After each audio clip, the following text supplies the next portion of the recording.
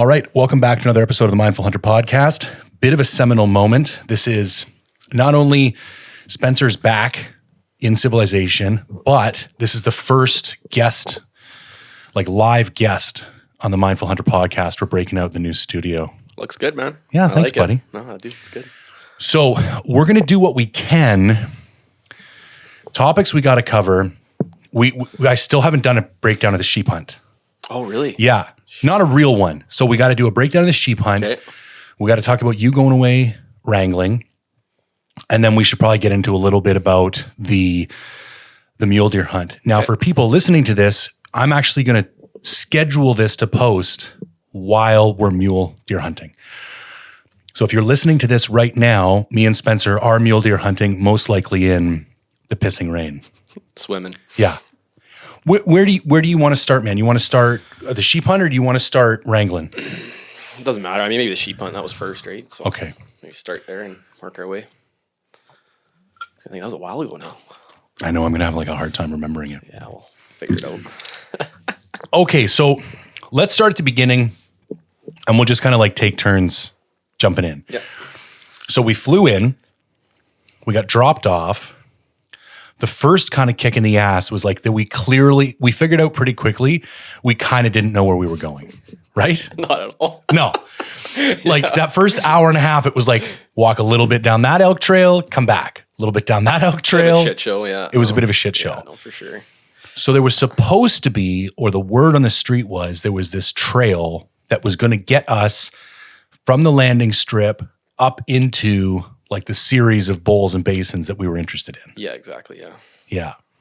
A little off. And it turned out there was one. Oh, yeah. Which we ended up finding like on the other end of the journey and still never actually walked the whole thing. No, and I was actually like, when we walked back, I was almost like, man, I almost want to go back and like see how good it actually is. Cause like, man, it just didn't make sense, like how we would get off of it. And then it went up when we went down. It almost cut that bank or whatever. Yeah, I think it rode that ridge. And it made sense now what the pilot was saying on the way in about how, you go up that ridge and then, because that didn't look like it was headed towards where we wanted to go. Oh, and I even climbed that one other ridge on the other side. Remember when I came back? Because I was like, I'm like, he said the ridge. It's got to be the ridge, right? No, that wasn't the right ridge. Yeah. The ridge, but. Anyways. Anyways, we did a fair amount of bushwhacking. Yeah, I'd say we did pretty good. Bushwhacking, yeah. On the first day, and we get kind of halfway up the face. We were hoping to get up to kind of like the top of. Yeah. We made camp the first night. Blew my gaiters first day too. You did blow your gaiters first day. I had soaking wet feet first day. I didn't get me started about those gaiters, man. I'm gonna lose my mind. Yeah. You literally wore them for one day. Did I tell you I took them wrangling too? New set. Didn't have time to deal with the whole warranty thing. Took a new set, blew them out in the first 3 days. You bought another new set? Blew them out too.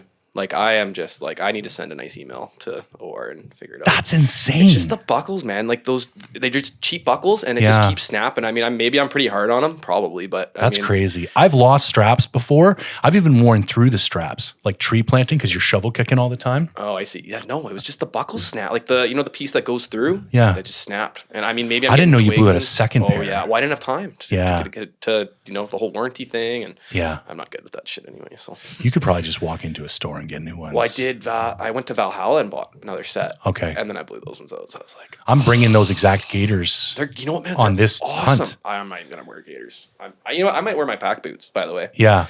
Really? I like having dry feet. Yeah. And against contrary belief, you can shoot sheep in pack boots. So I just want to say that right now. Okay. That's pretty funny.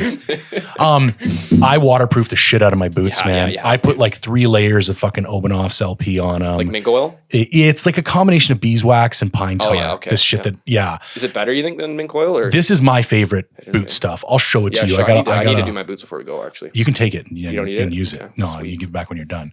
I bought a brand new one, so there's shitloads in there. Awesome. It's my favorite. So what I used to wear engineering was half and halves. So they'd have the leather uppers with the rubber bottoms, almost identical to pack boots, except on the bottom they had the corks. Oh, yeah. For engineering, you got to legally wear those. And so there's no Gore-Tex in those. There's no nothing. And I used to always just waterproof them with Obanoffs, and it was perfect. It worked great. You'd have to do it every month or two when you're engineering because you're beating the shit out of your boots. Yeah. But I tried to use that Nick wax on those La Sportivas for the sheep hunt. It was fucking, dude, my feet were wet every single day. We were wet. And then they started, like, my feet started kind of like blowing out near the end because we were doing that crazy hike out. Fuck, that was bad. You know what? Going back to waterproofing though, the best, I think, footwear I've had that's waterproof, Red Wings, my work boots. Interesting. Like, and I've only ever brought them in once or twice to get them to, you know, they'll do them for you, like wax them up for you. I don't know. I don't know what they're using. Yeah, it's free too. And you just go in and they'll do it for you if you bought them from there, right? Okay. And man, now that I think about it, like, and I was wearing those on the railway. And they're just pure leather, right? Yeah, and they're only like 8 inches or 6 inches or something. Yeah. But like, man, like feet would not get wet. Yeah. So I don't know what they're doing, but man. See, I think Gore-Tex is kind of a bit of a window dressing on boots because Gore-Tex doesn't work under pressure. And when you're walking through wet grass, it's essentially like somebody with their hands just like pushing moisture into your fucking boots. Well, and then if it gets above your sock, you're screwed too, right? 100%. Like it's just going to wick down, yeah. And it was funny. I was texting with Adam Foss because he was doing like a boot thing on his IG. And I'm like, dude, what do you use? I'm like, I tried Nick Wax like La Sportiva told me to. And it's like, they're bullshit. And he goes, I don't use anything. He goes, I don't even condition my boots. He's like, are you wearing gaiters? I'm like, I mean, I was gonna. And he's like, no, there's your problem. Yeah, and so, he doesn't use shit, man, but he just wears gaiters. But, I got to tell you this. So when I was crossing, I had to cross. We're getting into this already, but whatever. It's fine, right? We'll just keep jumping back and forth. Just hang on for the ride. Yeah, no, exactly. No, so I'd cross a lot of creeks in the morning, right? Catching horses. So what I figured out, because my feet were just getting soaking wet every day, right? And like I'm up to my, hip in water sometimes, right? So what I figured out is if you put 2 garbage bags on over top of the liners in your pack boots and then put your pack boots on, your feet stay dry. Sure. It was awesome, man. Well, as a kid, we used to use shopping bags. In Ontario, we would literally put our foot in a shopping bag and then put your foot inside like the Sorels or whatever winter boots you were going to wear. Like even just crossing creeks, they rip a bit if you're actually putting your boots inside them. But like I'd put the liner on and then I'd put the garbage bag on and then put that back in the boot. Have you seen my Wiggies waders? Wiggies are great, dude. Glacier socks, love them, dude. Man, we had a set, but one of the guys' feet were too big. One of the hunters, and he just blew the back out of it. So, no shit. Back to garbage bags, yeah. But because those would be perfect. That's exactly what those are built for. Yeah, I don't know if I should even say this, but I wish they had grippy bottoms on. Oh yeah. Sure. Maybe we can cut this out later, but no, find a patent for that, and because that's one thing I realized, like having those Wiggies, man. Like, if you don't have a horse to cross the creek 100%, like, you're like it's it's last year elk hunting, I was back and forth, like also it saves you from making bad decisions. 100%. I didn't take them goat hunting, and I'm taking them this year because I was doing sketchy shit. Yeah, either on a really steep bank in ice because there was no other way to get across.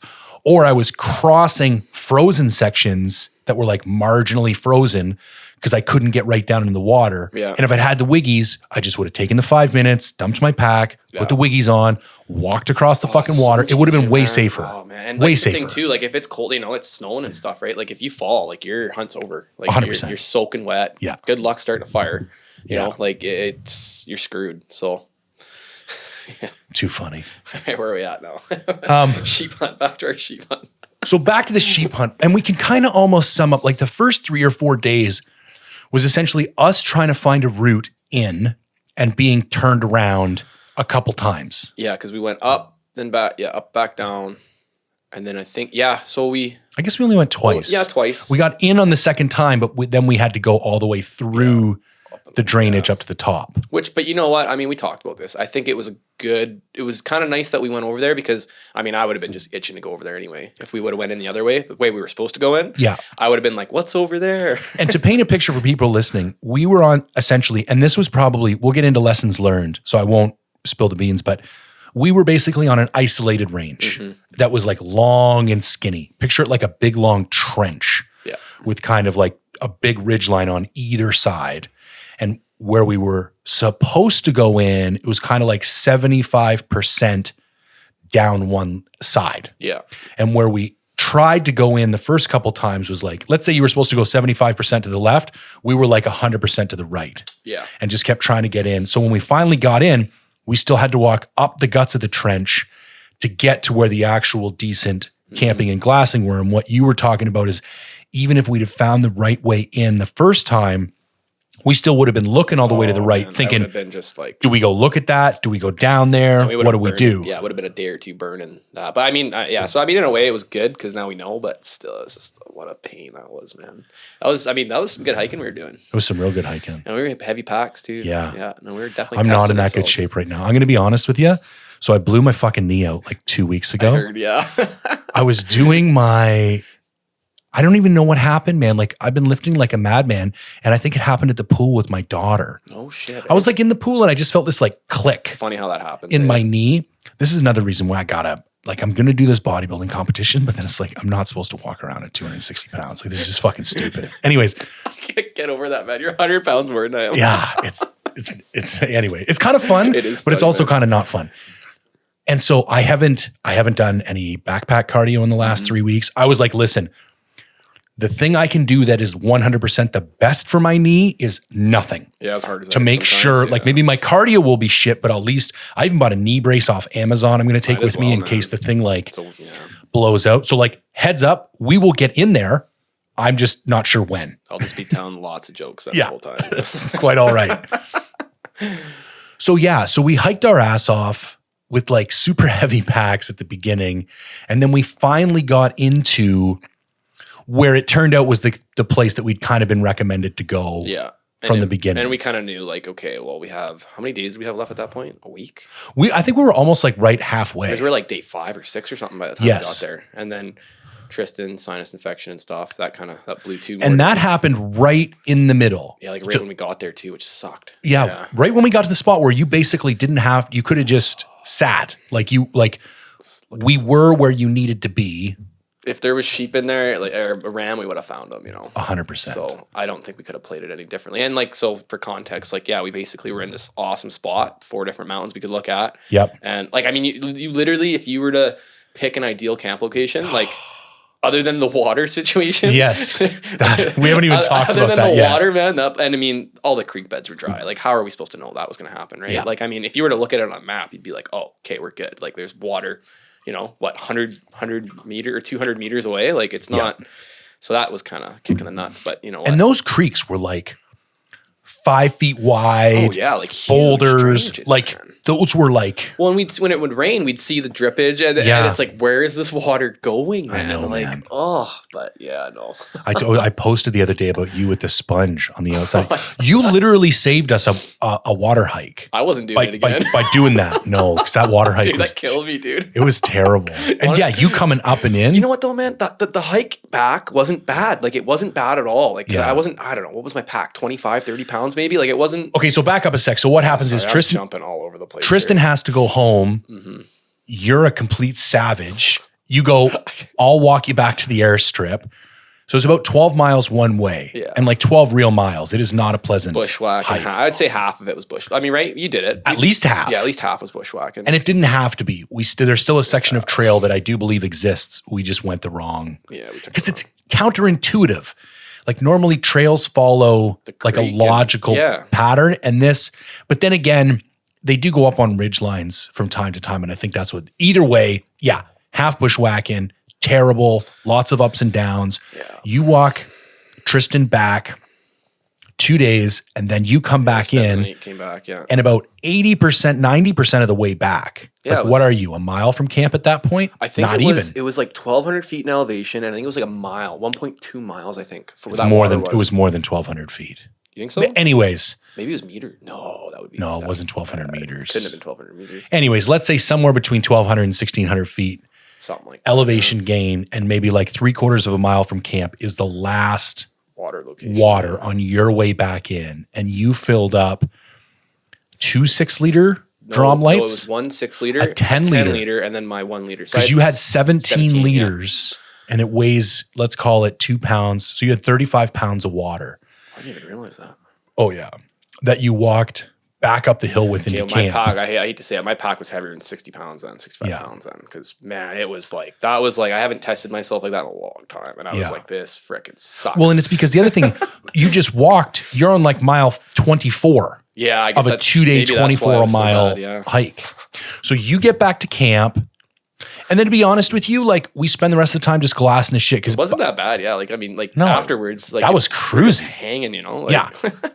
The problem was we were out of shit to glass. Pretty much. And we were pretty confident at that point. Well, and you and I are probably not very good at just sitting around, waiting too, right? No. That's definitely.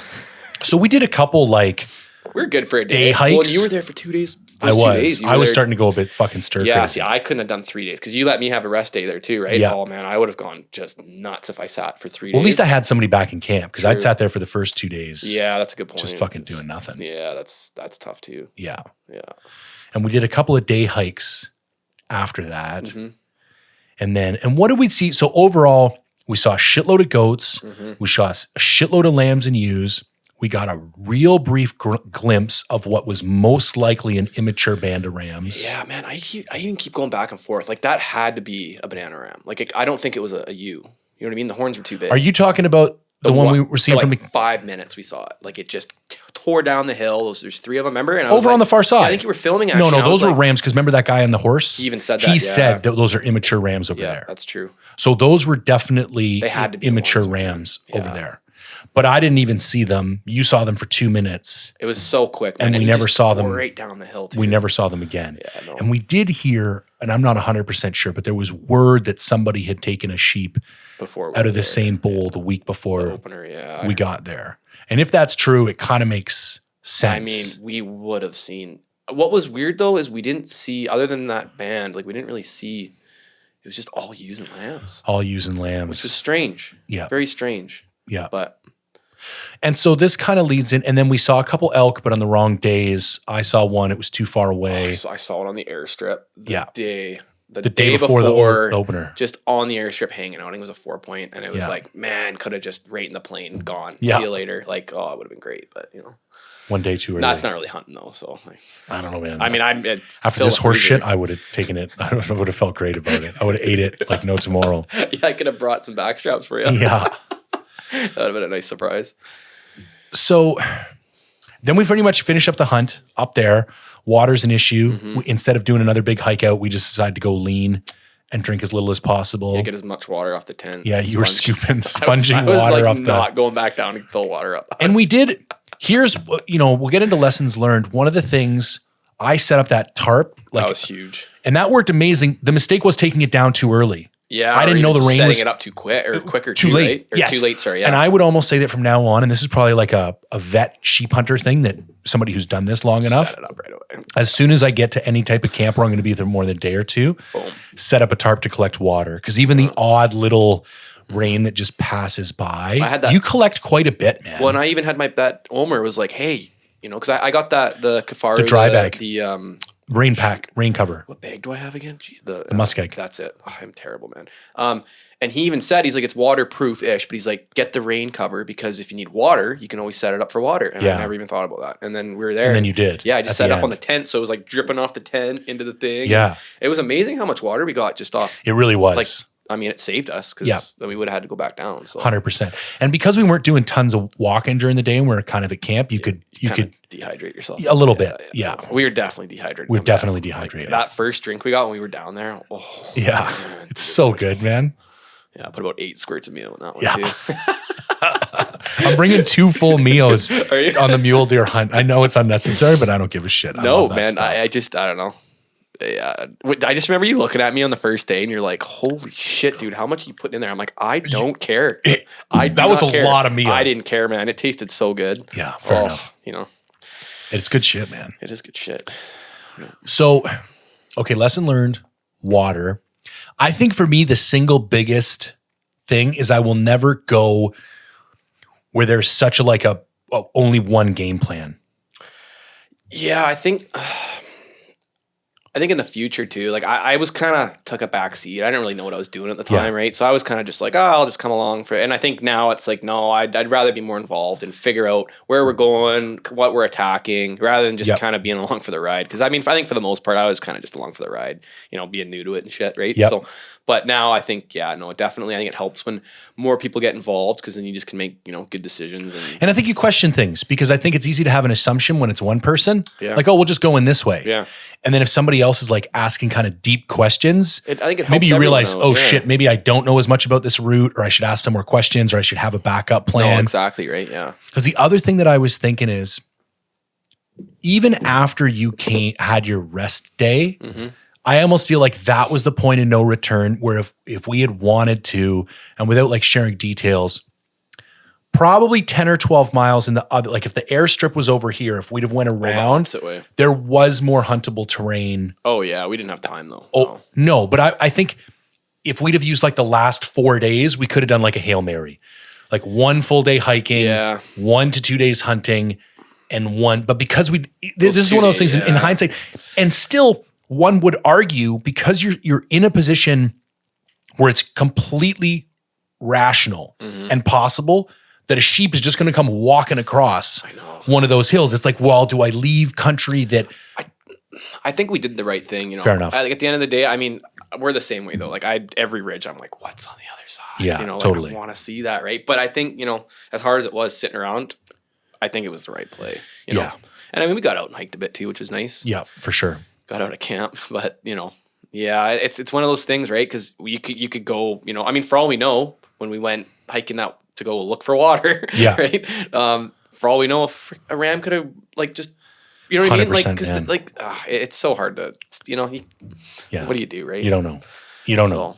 But that was the takeaway for me, is that the next sheep hunt, I either, depending on how we go in, whether it's flight, horses, on foot, I either want the ability to like go in and come out and go to a different spot and come out, or plan some type of circuit.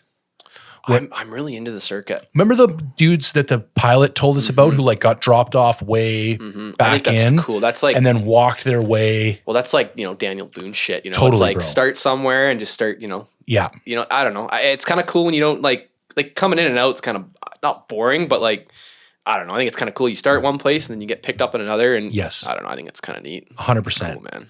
So I think that's the type of planning we need to do for next year, because then we can access more areas. Definitely. Yeah. What about gear? Any like lessons learned other than the gaiters?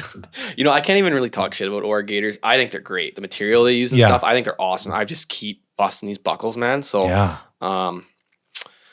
I just need to figure that out. But no, gear wise, for like the sheep hunt, I guess, or I guess I'll kind of get into wrangling too. Those binos, man.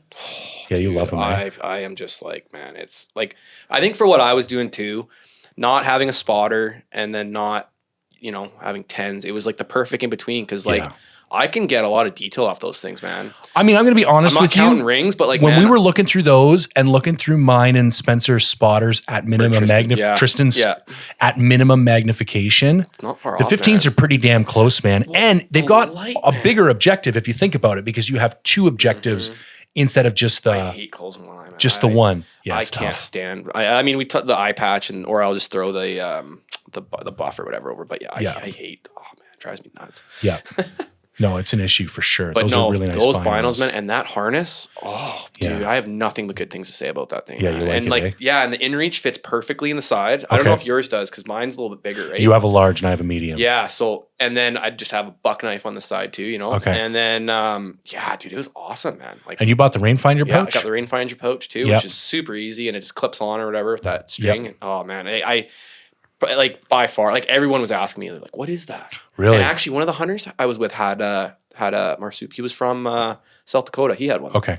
So which was kind of neat, actually. For context for anyone who's listening, I used to run an Alaska Guide Creations. Well, I still do.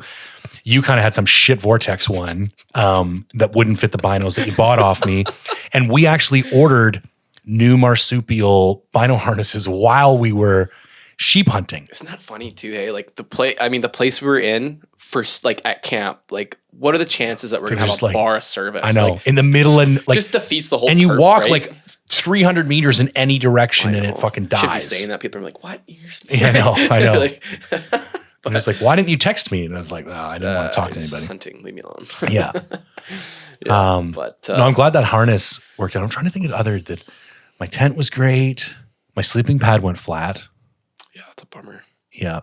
And then they replaced it. Oh, I got the puffy pants from Kuyu. The Kuyu puffy pants. I had the jacket on our hunt, and then I got the puffy pants. Man, when we were in the tent, we use Hillbergs. Okay. The 3-mans. Yep. So, you know, you and the guide are sharing it or whatever, and then the hunter gets his own, whatever, right? But what I was doing is I'd have my sleeping bag like open. Yes. And I'd have to get up, sometimes 4:30 in the morning, depending on, where the horses go and shit. I would just wear my puffies to bed, throw my sleeping bag, and I'd, the booties with those pack boots, I'd wear those to bed to dry them out. And then I would literally just get up in the morning, slide into my boots and out the door. It was awesome. Throw the rain gear on or whatever. But it was, man, that stuff, like, I don't know what Kuyi's doing. That down is unbelievable. Like, do their sleeping bags, is it the same down they use? I would assume so. Yeah, man. Even I was thinking, like, if they just made a blanket, I'd buy it. Right. That'd be sweet, man. Because you put it on, and it's like instantly warm. Yeah. It's insane. Like, I don't know. Big fan, huge fan of that. That's probably my favorite piece of gear I had was just how cold it's getting too, right? Like, it just. I've never actually worn puffy pants. I brought them on 7 hunts now, and I've never put them on. But I'm bringing new puffy pants this time that Sika just sent over because I'm doing that. I'm bringing that Aerolite sleeping bag with the weird little. You know what? It will be tough on this hunt with puffies though, because we are going to be wet. And that's why most of the puffy stuff I'm bringing is synthetic, whereas normally most of the puffy shit I bring is down. Yeah, I'm going to just risk it. It's going to be wet as shit, man. I don't think it's going to be crazy cold. Do you know what I mean? Not there, like, and where we are, there should be some decent timber. So as long as we have a bit of a break every now and then, we can just get a rip roaring fire going and dry everything out. That's the thing, yeah. No, that'll look good. Oh, I'm excited. So what? Where are we now? Yeah, okay. What else about the sheep hunt? Anything, Well, I think we talked about in the video a bit. Like for me, being out, and I have a story about this too, like wrangling, like being out alone. Right. Haven't spent a lot of time alone in grizzly country, right? Yeah. And that hike for me was awesome because it was just kind of like, all right, time to fucking man up, buddy. Like, So that was really, for me, that was a big thing I took away from the hunt, was just like being comfortable. And like, we saw bear shit, but we didn't actually run into anything. No, I didn't even see any bears. And then, so wrangling, I don't know if I told you that. I think I did. You told me little bits of it, throwing the rocks. Man. Oh, dude. Yeah. So I had a grizzly at 15 yards. I thought, okay, so it was like pitch black, 5 a.m, right? I'm half asleep trying to find these damn horses, right? And we're in like this just infested, this area we're in just infested with grizzlies, right? And like, you can't shoot them anymore. So there's just more and more coming. Yeah. Like, I don't get me started about that. But anyway, so I'm like I'm walking on this mine road, and all of a sudden I see these eyes, and I have my headlamp on, luckily, so I can like see the eyes. And I thought it was a wolf at first, and then it kind of popped up, and I'm like, oh, it's a black bear, no problem. Start yelling at it, fuck off, whatever. Sorry. Yeah. No. We can full blown swearing on here. So then it starts kind of walking, and it just kind of looks at me and just doesn't give a shit. And I'm like, oh, is that a cub? So I was kind of like, So I kind of just stood there for about 5 minutes, and it kind of, fucked off or whatever. So I'm walking this road, and I see the eyes again kind of pop up. I'm like, this freaking thing's following me, man. Like, cause I was walking a good distance, right? Like 3 times came back. So I'm like, oh God, right? So I knew it wasn't a cub, but I was like, man, it wasn't huge, right? Like, it wasn't a big freaking monster grizzly, right? So I was like, this is kind of weird. And then eventually I was like on this road, and there was like a bank, and it was like 15 yards away from me. Like 1 step, and it was coming down, right? And I was just like, I had my gun, right? But I was just like, man, like I didn't want to shoot it, because that's a whole nother ball of wax, right? Like, which I think is BS, to be honest, because like now someone else is going to have to deal with that bear. It's not going to be me, but it's someone else is probably going to have to deal with that bear now. And it's like comfortable being around people. But anyway, I was like 15 yards, and I was locked and loaded, ready. If it took one more step towards me, like that was it. But luckily I was literally throwing rocks at the damn thing to get it to go away.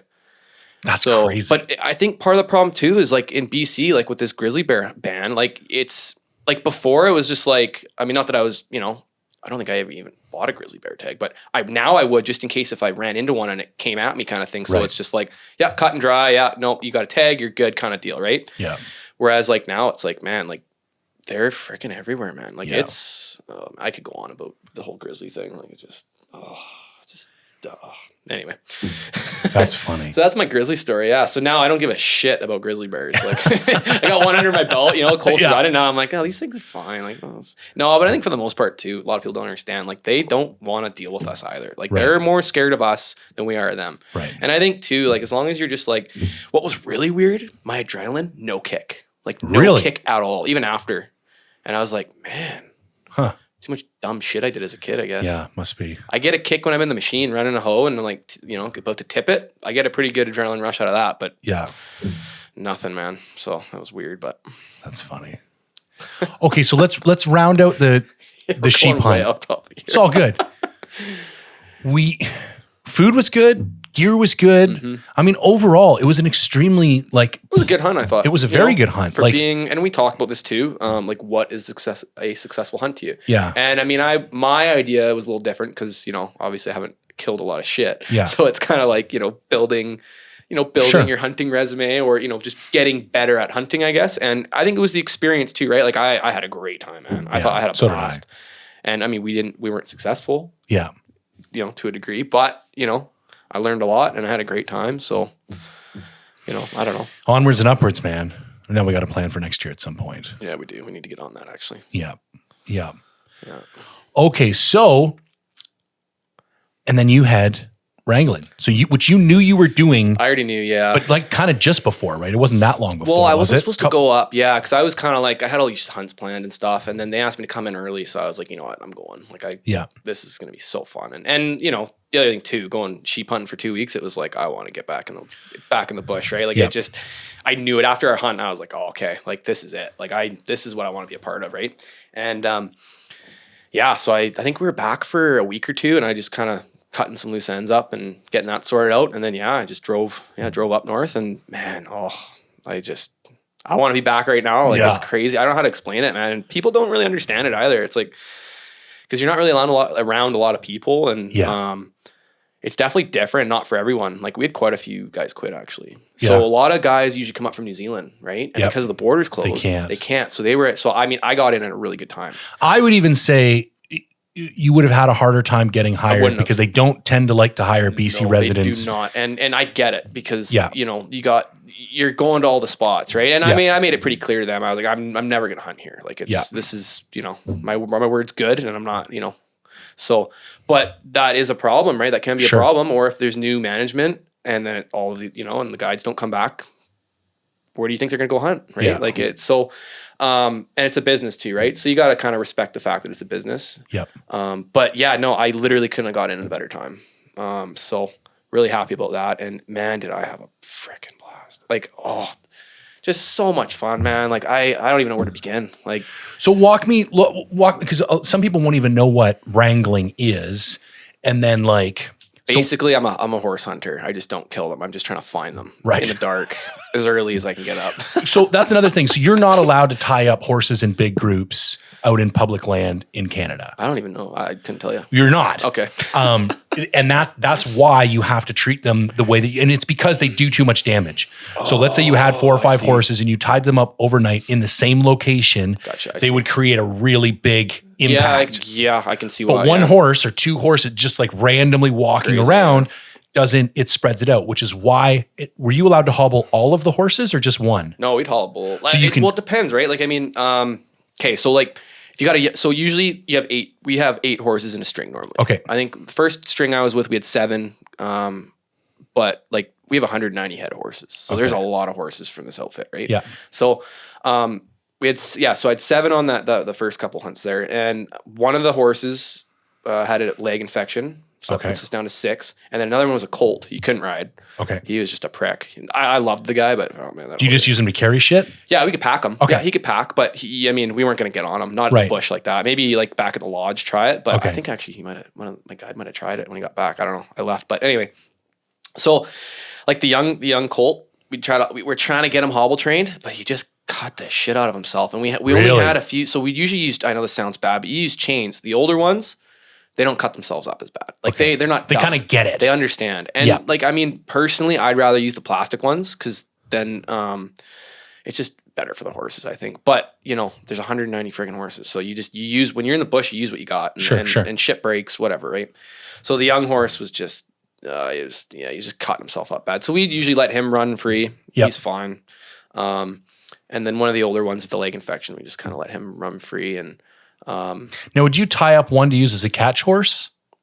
No. Okay, because that's the other thing that I've read and heard is that what you're allowed to tie up one and hobble the rest, because then you wake up in the morning, you jump on one horse and use that one horse to catch the other horse. Our kind of deal was because that horse is going to just lose it then. If he's not like it's amazing. Like he wouldn't like being tied up. No, well, not just that. Like those are his homies, Like he doesn't want to, or if it was a mare, if he tied a mare up all night, they'd probably all stay. Right. They probably wouldn't even go out and graze. Gotcha. So like, it depends who you tie up and stuff. But no, like we would just kick them loose. And like, man, some mornings they'd be in the freaking pen licking the salt block. Yeah, right. Like the first couple days I started, I was like, this isn't that hard. 100 yards down from the cabin or, whatever, right? I'm like, oh, this is easy. And then it's like, oh, no, hour and a half. And you got to cross the creek 4 times. Oh, great. Awesome. Love it.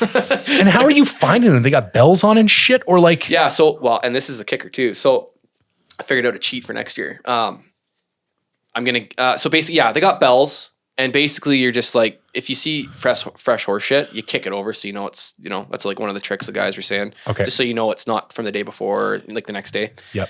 And yeah, you have a couple, you'll put like a bell on like the leader, like a couple of them. Those freaking bells can be loud though. So you almost feel bad for them too, right? But, yeah, usually you throw a bell or 2 or 3. It depends how many you have, right? And, yeah, basically you're just kind of like, like you kick them. Like if I was staying at like, let's say I was at the cabin and so we were kind of low on horses at that point. So there's one hunt there where I only went out a couple times with the guide, or else I'd just be chopping firewood, hanging out in the cabin, fixing shit, making dinner, all that kind of crap.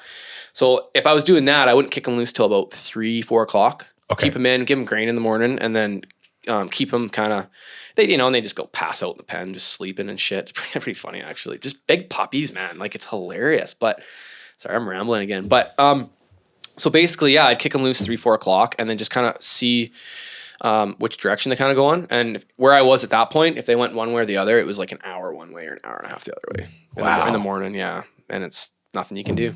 And you're crossing the creek no matter what. So, okay.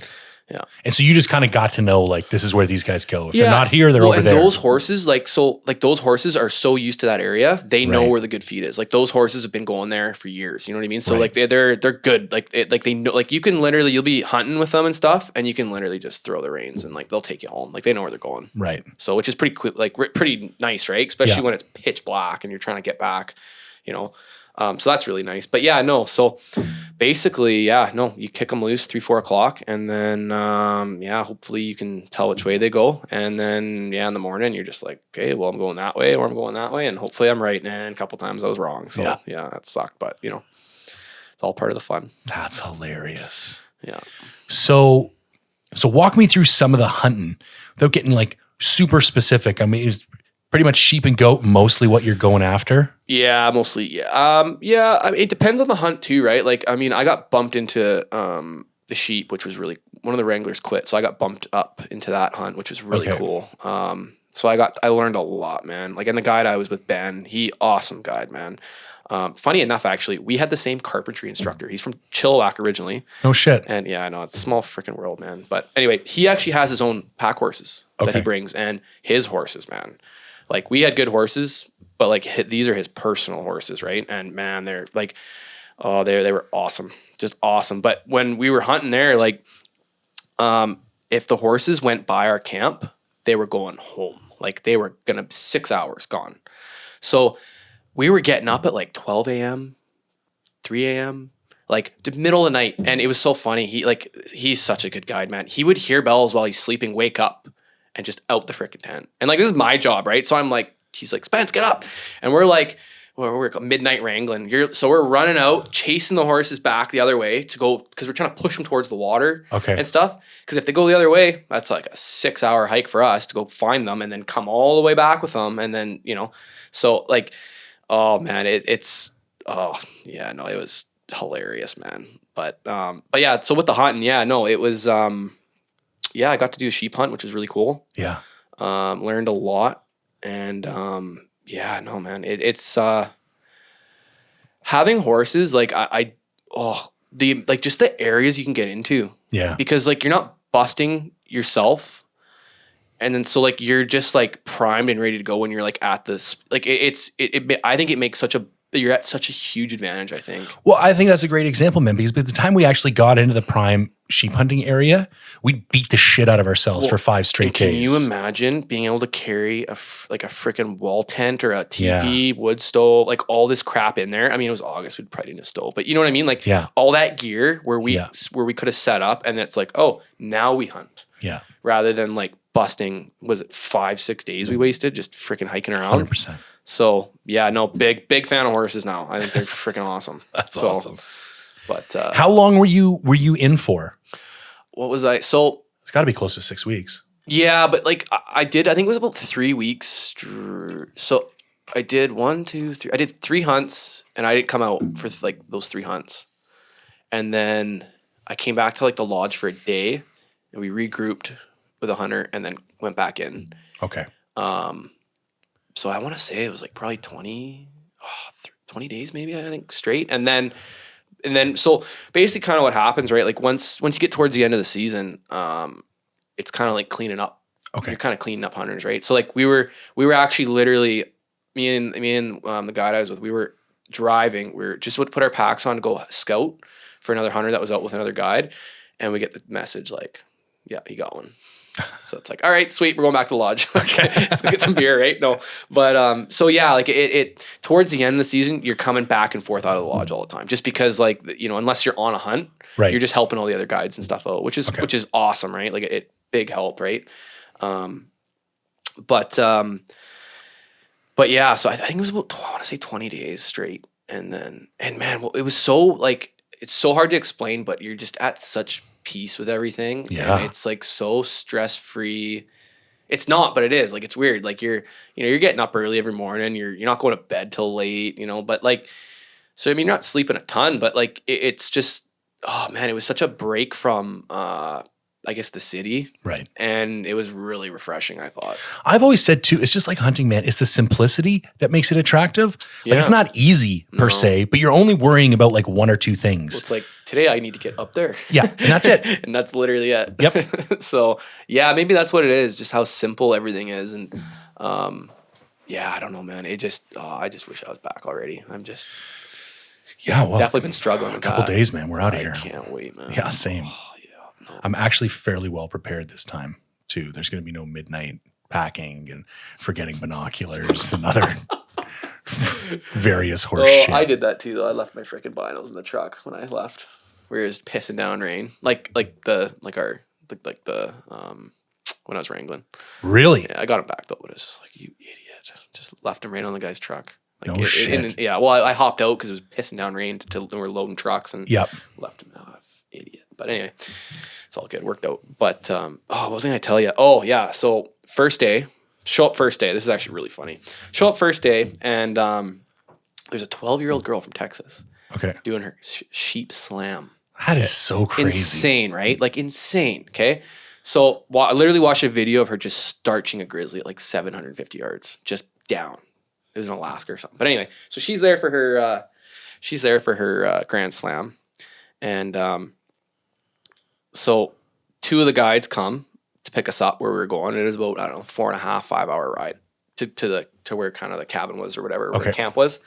So they bring this fjord horse. It's like a smaller horse basically. Okay. Not a midget, but kind of, it's a smaller horse.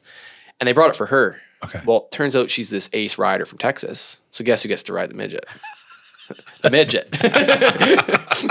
Gets better. So we're crossing creeks and stuff. Yeah, my feet. This is like my second time on a horse, right? Like I'm like, oh yeah, I've been on a horse a couple times. I know what I'm doing. Kind of know what I'm doing.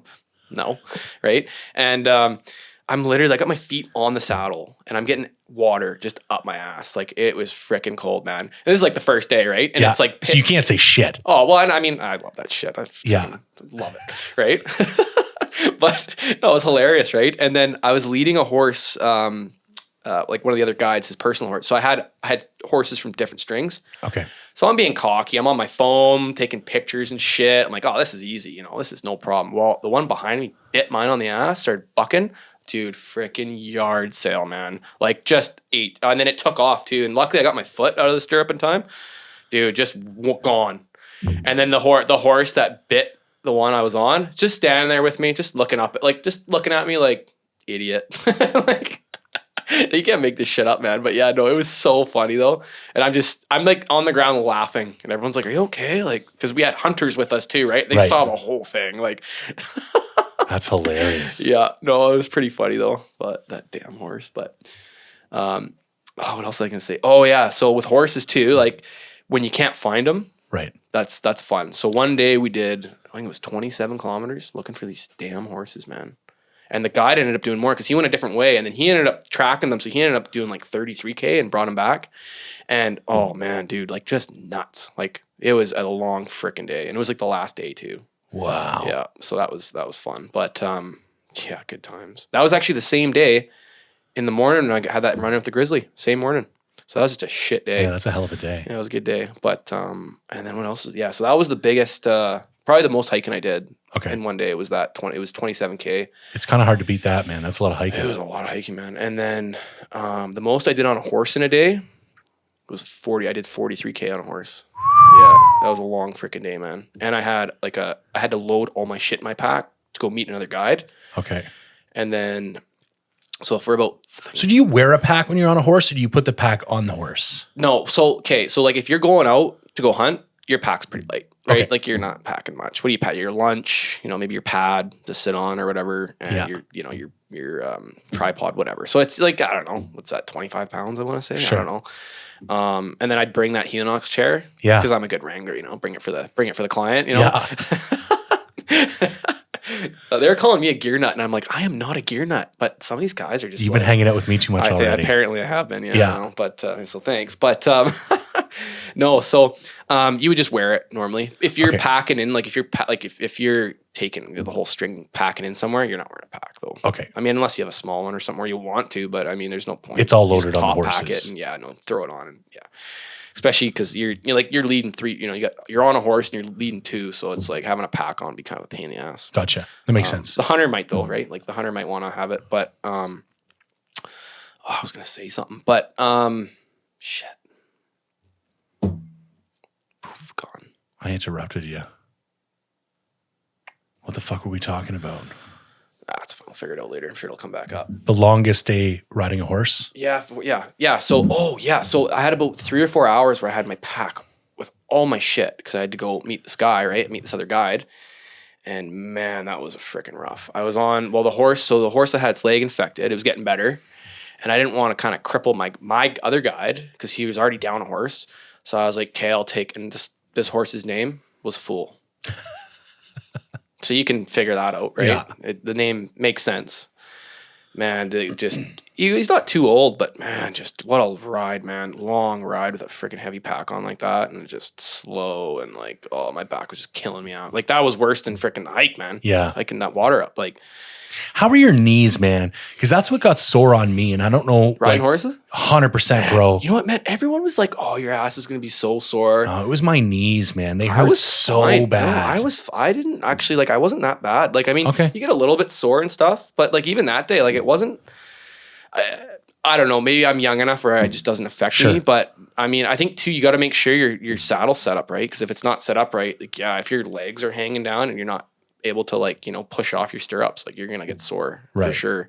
Figured that one out on the first day. Okay. Maybe that was what my problem was. Yeah, no, you definitely got to set it up right. But no, I didn't. Everyone was like, your ass is going to be so, wasn't that bad. Wasn't that bad. Interesting. Yeah. So, but yeah. Yeah.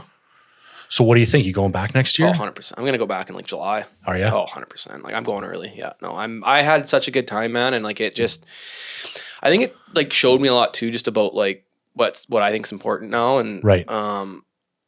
As much as I hate to say it, I just being a slave for some company, like, and being a number, I'm over it. Like, I just can't, I don't know. Maybe I'll sell my soul later in a couple months here, but go make some more money. But no, like, I just, it was so. I'm in my 40s. I've gotten pretty good at selling my soul, but it lets me do some pretty cool shit. That's the trade-off, right? It's like, it really is, man. You can get passion or money. When you're very, very lucky, the two, and I'm kind of kidding. I like what I do for a living, but it's not hunting. No, like if you ask me what I want to do when I wake up in the morning, it's like I want to go to the mountains and try to kill shit. Well, and like it's like this obsessive thing inside yeah, too. Man. It's like, and that was what was so cool. It's like, man, I'm getting paid to be out here. Like, I'm not pulling the trigger, but I don't give a shit. Like, I'm out here doing what I want to do, and like, it was just so. I finally found that thing, and it's. I mean, a lot of people are like, well, why the hell would you go do that? And it's like, I don't really care what you think. Like, this is what I like doing now, and get paid to do it, right?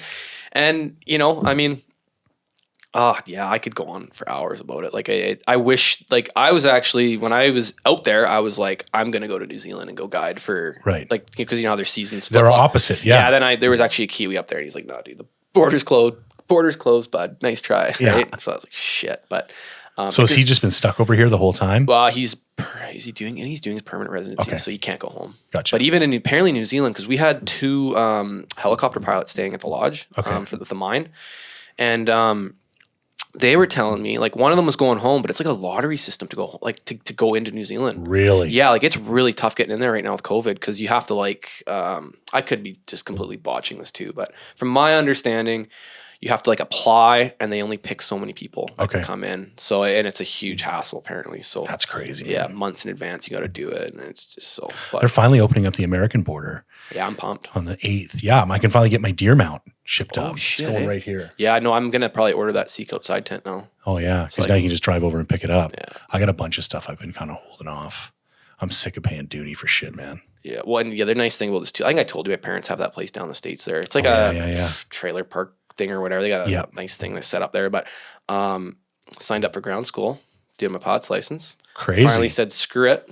Yeah. It's not going to be cheap. But, and I told you too, my old man finally got his plane going again. Yep. Not that he'll ever let me fly that thing, let alone touch it.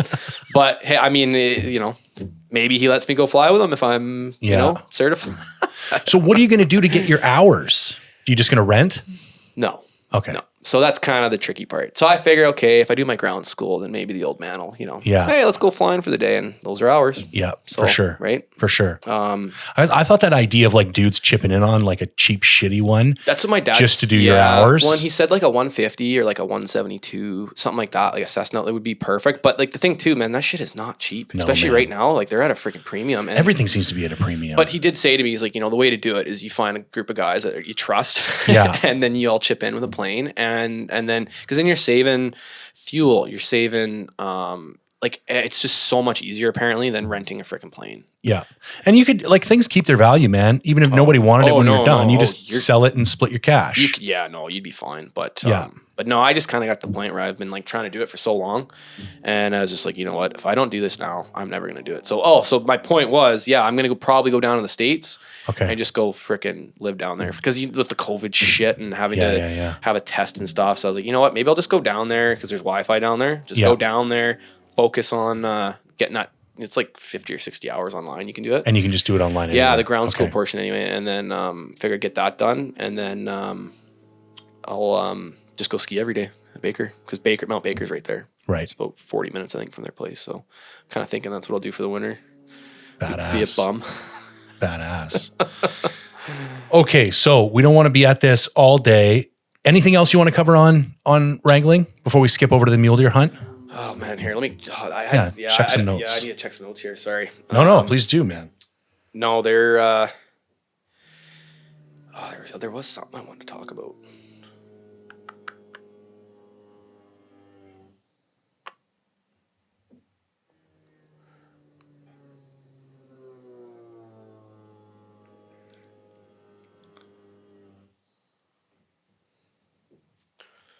Oh yeah. Okay. So, I have definitely stepped where no one else has stepped before. Like I have been, and like this is what I want to talk to you about because I think this is really neat. And like a lot of other podcasts talk about that and like stepping where no man stepped before. Sure. I 100% have stepped where no one stepped before. Like there's basins I was in that no names, no nothing, man. Right. And I mean, we probably did even on our sheep hunt. Although I mean, there was a little more traffic going. Definitely. Probably more, but. Man, just the idea, so I bought that Daniel Boone book, the audiobook. Yeah. We talked about this. Yeah. And then, Clay Newcomb had that series or whatever. Yeah. So I was like full on in that. Before, and then I'm like listening to it while I'm out in the bush and I'm just like thinking I'm this bush man, right? Yeah. And then it was really cool because I was just like, man, like looking around, it's like no one had any reason to be up here. Like there's no way someone's up here. Or would come up here. So that the idea of like being where no one else has been, I think it's really neat. And 100%, man. And like, I'd almost like, and this kind of comes back to like just me going on the sheep hunt, right? And not really like, I knew I wasn't shooting anything with you guys. Like, there's no chance. Just like this kind of like traversing, like rather than doing a straight hunt and coming in and out, it's like, man, it'd be really cool to just go on a trip and like, yeah, like go see some shit and like work your way towards somewhere. And you know what I mean? Rather than going in and out. And that's kind of I was thinking about that when you said that. Cause yeah, like rather than going in and out, man, like just, I feel like you see way more shit. Yeah. When you know what I mean? Because half the time you're going back to what you've already seen. And if you're coming, and here's the thing, I think there's like a dead zone, especially in British Columbia, because like let's admit it, we're pretty much talking about northeastern Rockies right now for the most part. Yeah. And I have found in my experience, I've been up in that area 3 times now, there's a pretty significant dead zone close to the roads. Oh yeah. Within like, I would say like multiple miles and multiple hours, just because like the same areas have been hit time and time again. And dude's got horses and dude's got jet boats. And it's like, there's just these dead zones literally for your first day. Yeah. You're not going to run into much until you get into those deeper sections. So it's not even like the in and out is like productive. I've been in areas like hunting in the States where like the in and out is like you're hunting from the moment you get out of the truck. Yeah. So even if you're bivvy hunting in and out, those are still productive like walks. Whereas I would say in Northern BC, it's not the case, man. Like you're not seeing shit until you get into like the deeper kind of backcountry. I would agree with that. Yeah, definitely. So that's the other reason why I think minimize that dead time. Only do that walk once. Yeah. And then once you get in and you're doing your big circuit, that's productive the whole time. Yeah, no, for sure. Yeah, I know we need to talk about this and figure this out. Because so what I'll do is I'm going to probably go up in July, work up there. And then I'm just going to tell them like, dude, I'm taking 14 days off. Like I got to get my own hunt in or I'm going to go mental. Right. Like, but, which would be nice too, cause I'm already up there. Yeah. So maybe not quite the same area, but you know what I mean? I'm up there. Yeah. Leave it at that. But, yeah, no, I don't know. And like I was talking to my old man too. I was like, yeah, so, you're going to be fine then. Like, what's the deal? I'm trying to like grease the wheels. Right. So, but, yeah, we'll see what happens. I mean, that would be perfect, really. Yeah. It is far to fly though. I think it's like 6 hours. Yeah. Which isn't that bad when you think about the 20-hour drive. Well, and that dude we ran into on the way home who had flown from like fucking Alaska down to like those guys North Carolina nuts, or some shit in that little plane. Man, I think this whole bush plane thing, man. I'm just so intrigued by it. Like, I would love to start flying, man, and doing that. I mean, you got to be commercially rated then. Which, as we know, a lot of guys aren't. But we don't need to talk about that. Yeah, we don't need to talk about that. But so my outfit I worked for, legit, commercially rated, like legit, everything on the up and up. And I think he's like the only one, to be honest. Yeah.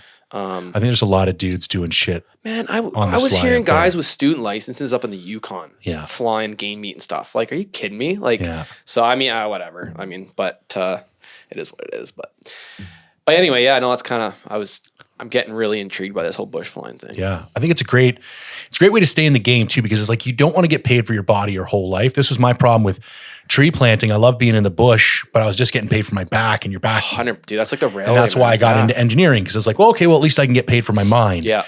And I think the same thing is true with hunting. If you like being out there and doing that stuff. And that was the other thing with tree planting. There was lots of helicopter pilots. So it's something I'd always kind of considered doing, because it was another way to stay in that. You're in it still, yeah. Yeah, 100%. No, totally. 100%.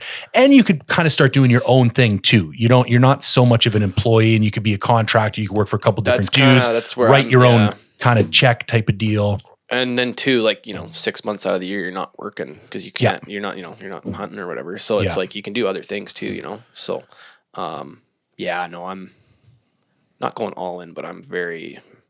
I think you're at a good stage of your life too. Like, I'm kind of committed to a couple things, and it's hard for me to like hit reset. But like, you don't got a lot of commitments, man. No, and you got a couple bucks in your pocket. You don't got a lot of monthly expenses. Like, if you're going to do shit like that, now is the time to do shit like that. And I totally agree, man. And like, that was the thing too. Like, my truck's paid off. Student loans paid off. Like, so I'm like debt free, and it's so, man. I think that's a reason. I think I said this when we were hunting too. It's like, it's so nice being out and not having like this stress of debt. And I think a lot of people my age, I'm going to be 26 in a week or two.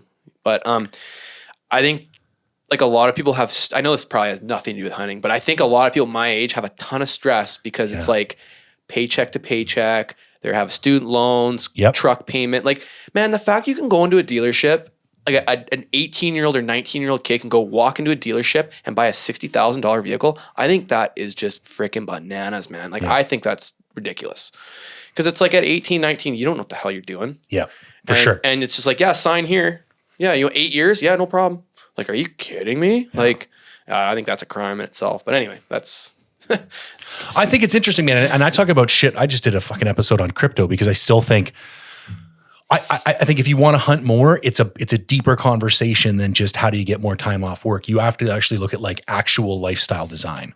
Like how can you create that opportunity in your own life? Yeah. And I mean, that's why I was like, yeah, I'm not hunting. I love, like, I don't like, it's weird because like I loved hunting, but I didn't hunt that much. Right. But I was like obsessed with it. So I was like, okay, I just need to go work somewhere and just see what it, see if I'm like, all right, do I still feel the same way? And yeah, no, like tenfold. Like I freaking just love it. Like I could go live in the bush for 6 months if I had to. Yeah. You know what I mean? But you don't know until you try it, right? 100%. And that was like, even, I've been talking to some of the guys I was up there with, and it's like, man, dude, I don't want to be back. Like I want to go back to, you know what I mean? And it's this is why you see guys will like feed the horses for the winter, or like they just want to stay in there, man. Yeah, there's guys trapping. Yeah. Yep. Yeah, I thought about that, but figured I should get my shit together before I.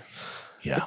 And we got to go kill some mule deer. That's the other thing too, is like I got a lot of hunting I got to get done. So, okay. So on that note, we're heading out. I think the best thing to do is head out super early Sunday morning. I don't care. We don't want to worry about sleeping in the back of the truck. We can grab breakfast on the road, the whole 9 yards. We're going out for about a week. Neither of us have been to this area before. No, I've been to the trailhead, but I have not been up the trail. Okay. Yeah.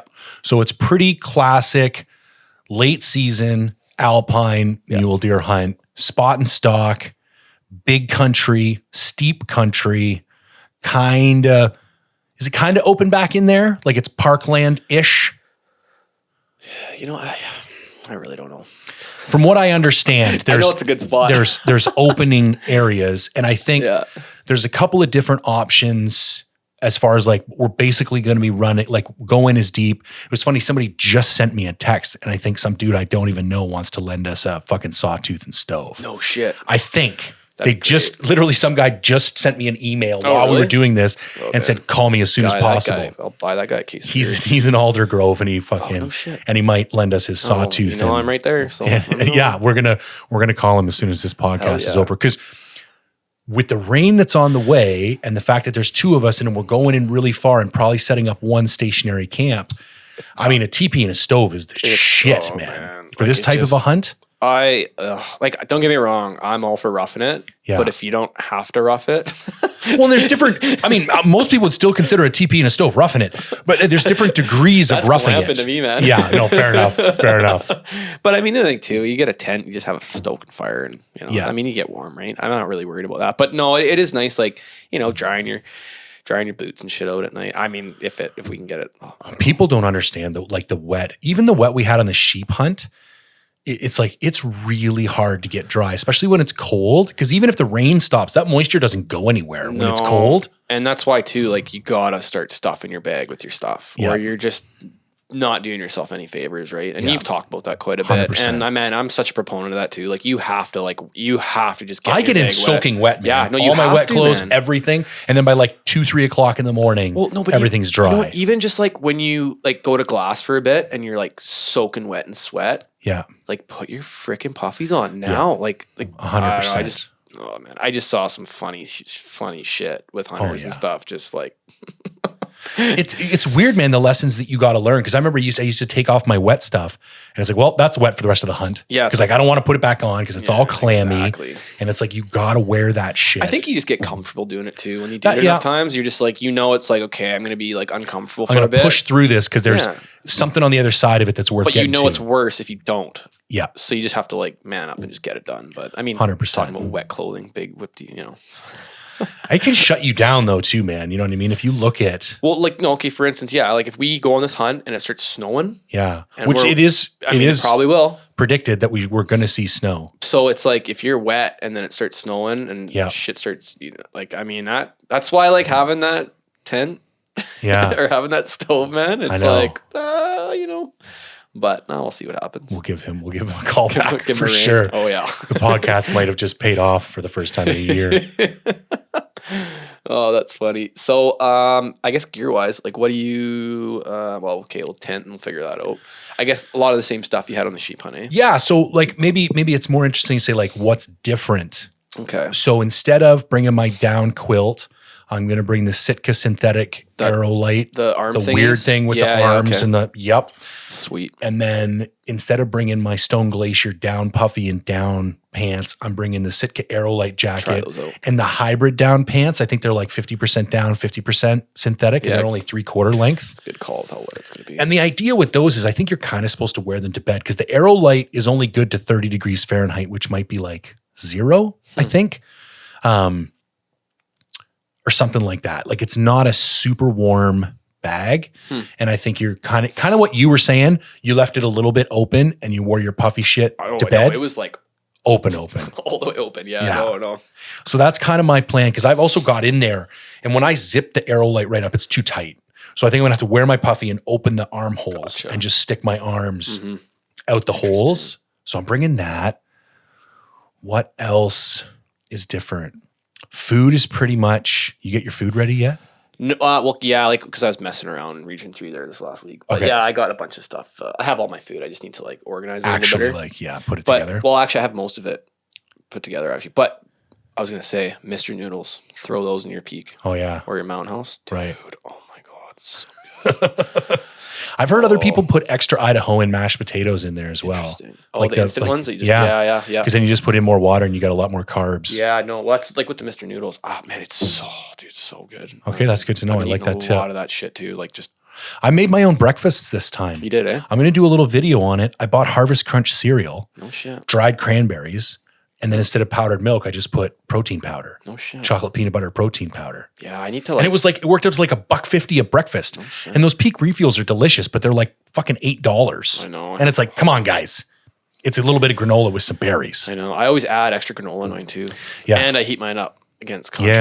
Yeah, I like the cold granola in the morning. I don't know why. Man, why? Maybe, well, it was not a cold hunt for starters. Maybe on this hunt, I will change my mind. I love waking up just in the sleeping bag, turn the jet boil on, have it all ready to go. And are you going to, there's no point bringing 2 stoves, right? I don't know how much coffee we're going to drink. I mean, probably a lot of coffee. I've been drinking a shit ton of coffee. I brought 4 Vias per day. You know what I've been doing? I've been mochas. Yeah. Big mocha fan now. Like huge mocha fan. I know a lot of people who will also do a scoop of chocolate protein powder. Oh, that's actually a good idea. Because it's basically a mocha. Yeah. I know Snyder's a big fan of that. I'm bringing the MSR reactor and the medium fuel canister, which I think will be plenty for 6 or 7 days. I'll probably bring my jet boil. I got a Minimo. I bought one. Yeah. Just so like, I don't, because if we split up, it's also not a bad idea to have a spare. If we split up and I want to have a coffee, it's true. Yeah, it's true. Yeah, and I added up all my stuff and I should be at 65 pounds. Like because we're only going in for 7 days, I don't think we're going to be super heavy. And I'm going a little bit lighter on the camera gear. I'm only going to bring 1 lens, and I don't have my spotter. I shipped it in for service. We don't even really. That's what I was thinking. It's mule deer too, man. Like as long as it's a 4x4, let's party. Like I don't really give a shit. You know what I mean? Like we're not counting rings. Somebody just emailed me too, and they were going to lend me their spotter, and I'm like, I kind of just don't want to bother with the weight. I don't think we need with the filmmaking. It kind of sucks because it's nice to have the phone scope footage of the animals, but so be it. If I don't have any phone scope footage, I do have a phone scope attachment for your. Oh, really? Because they used to be my 15s. Right. True. Yeah. So I think if I can remind myself, I'm going to bring that. I'll text you. I'll try to remind, because that actually would be a bad idea. Yeah. And it goes on pretty easy. And at least then we can get a little bit of field footage of some animals. I was going to say, I did get a new scope for my gun. That's right. You did get a new scope. We both got new scopes. I didn't have time to put mine on. Oh, man. I was trying to sight it in the other day. I kind of like messed my pec up. It's not bad. Like I'm fine. But shooting, man. Oh, my freaking God. That was fun. Got a lead sled, though, luckily. But then I was like. Did ya? Yeah. Well, I just to get it fucking all sorted out. Right? But then obviously you got to shoot without a lead sled. Like, Yeah. Oh, man. Just killing myself. But no, dude, man. A freaking sweet scope, man. Awesome scope. Yeah. No, I was freaking happy. So. That's sweet. It's nice when it just works, when shit works. And I like bang the shit. I freaking put my rifle like last week on my tailgate and then walk away. I know where this is going. Shut my tailgate and just bang. Yeah. But you know what? No problems. 0 held. Yeah. No. Oh, yeah. It was good. So happy. But dumb shit. And I literally bought it knowing it's going to get shit kicked anyway. Yeah. Right. Because if I take that Wrangling or whatever, but no, I think the play though is I need to get an extended stock. Okay. For that Colt 45, yep. That's going to be the cowboy gun for sure. Now, right. Like, that gun was. What did everybody think about that thing? That thing was a hit. They loved it. Everyone didn't they? wanted to frickin' buy it, man. I was like, nope. And it was sick because I would take that Kafaru the guide lid in the morning. Yeah. Throw all my halters in there. Yeah. And then the gun, I would just slip behind, tighten her up when I'd ride. Because so actually, I didn't really explain. I should probably explain this. So when I would go catch horses, I'd have to ride one bareback all the way back, like an hour and a half or whatever it ended up being. So, and then I'd have my bag and throw my gun in there, whatever. I mean, some guys would just carry bear spray. I do not believe in bear spray. I hate bear spray. I put bear spray in the back of my backpack, hoping a freaking bear is going to bite it when I get mauled. Right. Because it's fucking useless, I think, anyway. I've seen more people hurt themselves with bear spray than I've seen people help themselves with bear spray. I didn't even tell anyone this. I don't know if I should say this, but I freaking dropped the bear spray. This is like first or second day at the cabin. I can say this now. Nobody knows. Dropped bear spray in the cabin. Guess what happened? It went off. Oh, yeah. That's one spicy cabin. Died. And I'm just like, shit, this is like my first day. Like, shit, what if they come back? No, I was fine. I opened all the windows. It was good. So hopefully no one listens about that. But it was kind of funny because I was like, fucking bear spray, man. It's just pain in my ass. That's hilarious. But literally bear spray is good for putting on the back of your backpack. Yep. And if you get mauled, hope to God it bites it. Because other than that, I just, I don't know. That's too funny, man. And if it's windy, like it's just, I know. You got to hold off until they get close enough. Yeah, and then it's I don't know. Man. You got to be able to access it quick enough. Same thing as the gun. Like I'm really pissed about our sidearm regulations. Like I'd really like to just have a pistol. Oh, I'm getting one mounted to my. My bino no, I'm harness. getting one because guides can actually get the ATC. Yeah, it's a freaking pain in the ass. Apparently, as an engineer, that was the other one of the qualifications. Minors, right? Like or whatever. If you can prove that part of your job takes you into you can get an authorization to carry. I never bothered, but I do know of people who did it. A lot of the guides had it, but they said it's so none of them had it this year because it was the season just opened up with the border opening up the way it did. But they were saying, I think the first year it's a year. Yeah. And then you can apply for a 2-year, but it's like a mountain of paperwork and all this shit. But I was like, you know what? Oh, I think it'd be so cool. It'd be great, man. Well, even that gun I have, I'll have a Colt 45, right? Then I'll go buy a pistol Colt 45. Yeah. And then I got, I only have one box of ammo I need. That's true. And then it looked like I freaking, look pretty Gangster. cool too. Yeah. Gangster cowboy. Freaking Colt 45s. Gotta do it one time in my life, I guess, right? But all right, man. Let's wrap this up. So everybody listening, we're out mule deer hunting right now, or we're back because we were crazy successful. I'm gonna. What day is this coming out? It'll come out on Thursday. So what? We're in it. We're in it. Oh, we're midway through. We're starting to get stressed because we only got 2 or 3 days left. All right, one down by this point. One down by Thursday. I'm gonna predict it when the podcast comes out. Yeah, I think that's safe. Okay, I think it's safe too, man. Yeah. We're not crazy picky. I want a nice mule deer, but it doesn't have to be 180. I'm telling you right now, if there's a legal deer, I'm shooting it. All right, I love it. I'm like, if I would, what do they say? If you would shoot it on the last day, shoot it on the first day. 100%, I agree with that. I don't care. I'm putting meat in the freezer. Yeah. And it's deer, not sheep. We don't have to be all fucking high and mighty about it. If there's if there's a big one, you take it because I will take I guess, is it 4.0? No, it's not. It's open. It's open. It's any buck. Yes. Yeah. Yeah. We're going to be reasonable. We're not going to go shooting any dinks, but you get what I'm saying. We're not trophy hunters. If it's not we've also both had a pretty rough year, man. I got the bears back in the spring, but I didn't get anything last fall. I haven't got anything else this fall. I was unsuccessful on my sheep hunt. 5 years. Yeah. So you need to take something. I think it's just I just need to get it done at this point. You got to break the seal. Yeah. Yeah. But break the seal. What was I gonna say? Shit. Oh. So my goal for next year. Okay. Bush days. Oh, you got a number? I haven't really figured out how many days I was actually in the bush yet, but it's probably close to because being at the lodge, I don't really count that. But with our 2-week hunt, and then I would say it's probably safe to say, obviously over a month, 30 days, no problem. Oh, I think you're probably getting close to 50. Actually, that's not even right, actually. No. Because the 2 weeks we had 13 hard bush days. 13 hard days, and then I was at least 20. Yeah. Okay, well, yeah, anyway, I got to figure it out. But that's my goal for next year is to have more bush days than the year before, and that's it. Okay. I don't care about shooting shit. I never have goals like that, but I think just bush days. I'm trying to find some way to do some back-to-back shit in the fall. The wife is the biggest issue at this point, but it's free to go hunting in British Columbia. You know what I think we should do next year? Yeah. I think we should try to go after bighorn next year. Interesting. I think so. I'm not opposed to that. I know it's hard as shit, but you know what? I don't know. I just, I don't know. I don't know why this always happens to me too. I always try to do the most difficult, dumbest. Yeah, no. I don't know why. I don't definitely know how I why, man. roll. Like I've never shot an animal with a freaking gun before. Right. It was the only one I shot was the bow. Yeah. Why? I have no idea. I'm a moron.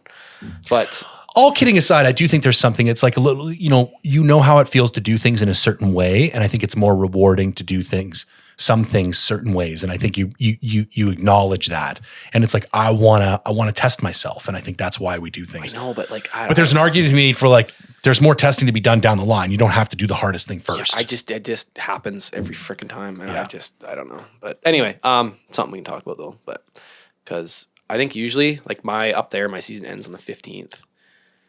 So of October. I guess I came back. Oh, that might not even work. But see, no, that's what I'm talking. No, that won't work. No, because it's too late. 20th, I think it ends. Does it? Yeah. We'll have to look into it. If I'm back early though. Yeah. All right. So if you could take a moment, like, comment, subscribe, greatly appreciated. Wish Spencer and me luck. We're going to be in the mountains. Suckers. And yeah, as always, thanks for tuning in.